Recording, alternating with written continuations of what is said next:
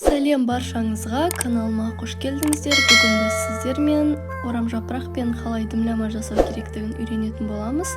Менде орамжапырақ және етім дайын. Енді картоптарымды 2-ге немесе 3-ке бөліп аламын.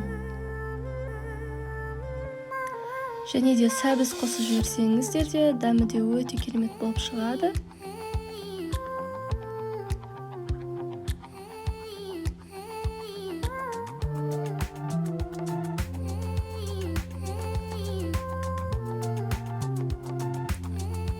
Келесі бізде тәтті бұлғары бұрышын өзіміз қалаған формада кесіп аламыз. Одан соң тәтті бұрышымыздың ең дәмді жері десек те болады. Оны да 4-ке бөліп аламыз. Одан соң 3-4 супчигімізді кесіп аламыз әдемілеп.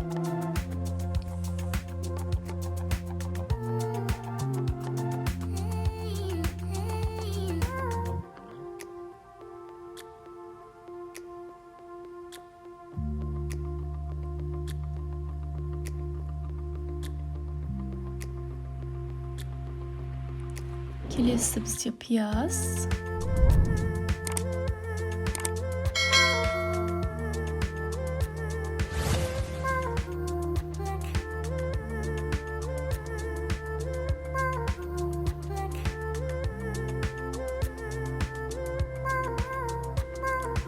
Мінекей барлығы дайын.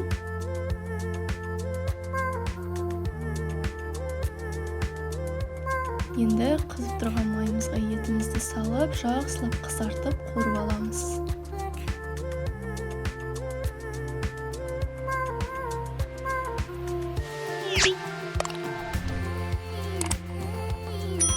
Егер видео ұнап жатқан болса, каналыма тіркеліп, лайк басуды ұмытпаңыздар.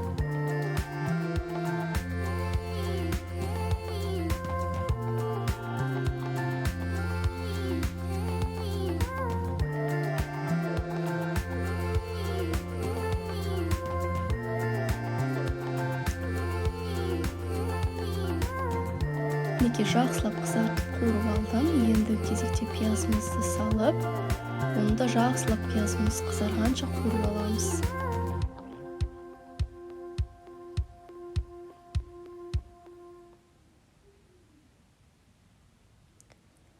Одан соң тәтті бұлғары бұрыштарымызды салып аламыз.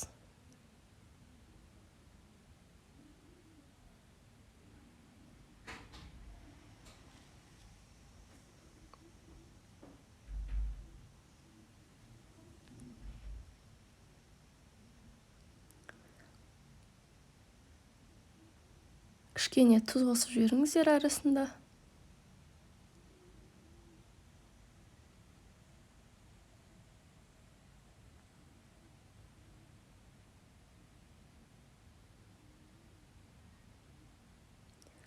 Келесі бізде картоптарымызды салып, үстінен чесноктарымызды, тәтті бұлғары бұрышын салып, 2 ас қасықта томатная пастамызды қосып, 1 рет жақсылап қозғап аламыз, араластырып.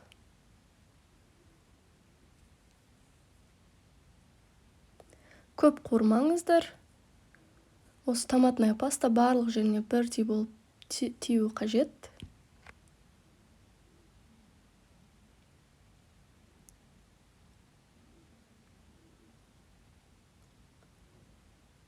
Келесі бізде орамжапырақтарымызды осылай үстінен барлық жерін бітеп, осылай жауып шығамыз.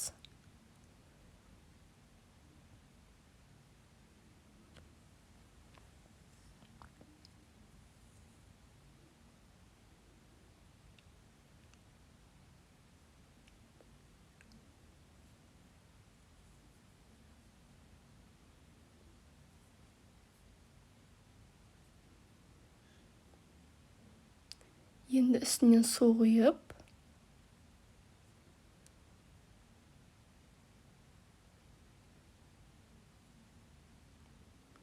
өздеріңіз егер сулы болуын қаласаңыздар, кішкене көбірек су қосамыз тағы да.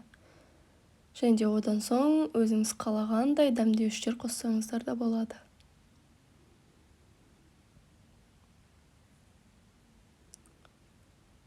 және де қақпағын жауып пісіруге қойып қоямыз. Мінекей, дымламаларымыз әдемі болып пісті. Өте жұп-жұмсақ, дәмі де керемет. Сіздерге видео ұнаған болса, каналыма тіркеліп, лайк басып, комментарий қалдыруды ұмытпаңыздар.